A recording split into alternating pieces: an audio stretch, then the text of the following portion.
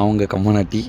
Imagine பண்ணுங்கள், Egypt 2000 வருஷம் பழமையான தமிழ் எழுத்து இருந்தால் எப்படி இருக்கும்? இது கதை இல்லை, உண்மையிலேயே அப்படி தான் நடந்திருக்கு. எகிப்தில் ஒரு ஃபேமஸ் இடம் இருக்குது, மன்னர்களை அதிகமாக அடக்கம் செஞ்சு புதைக்கிற இடம்.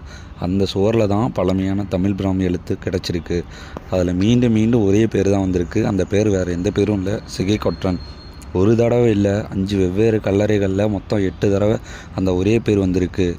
அவர் யாரோ ஒரு தமிழ் மனுஷன் அங்கே போயிருக்கான். அவர் வந்ததை இன்ஸ்கிரிப்ஷனாக பொறிச்சு வச்சுருக்காரு.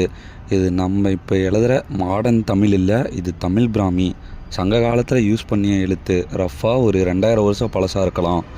அதே டைமில் தான் தமிழகம் நல்ல ட்ரேட் பவரில் ரொம்ப ஸ்ட்ராங்காக இருந்திருக்கு. தமிழர்கள் அந்த காலத்திலேயே ட்ரேடிங்கில் ரொம்ப கை தேர்ந்தவர்களாக இருந்திருக்காங்க.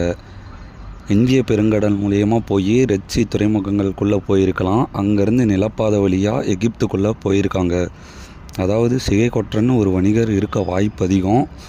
ட்ரேட் காரணமாக போயிருக்கலாம். அதே அந்த ஃபேமஸ் ராயல் தம்ஸை பார்த்துருக்கலாம். அங்கே அப்படியே அவர் சுவரில் தன் பெயரை பொறிச்சிருக்காரு.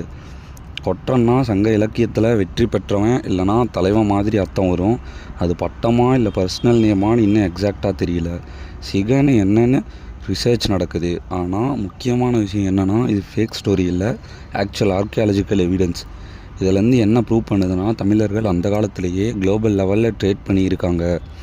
வெறும் கடற்கரை போர்ட் மட்டும் இல்லாமல் எகிப்து உள்நாட்டுக்குள்ளே போயிருக்காங்க.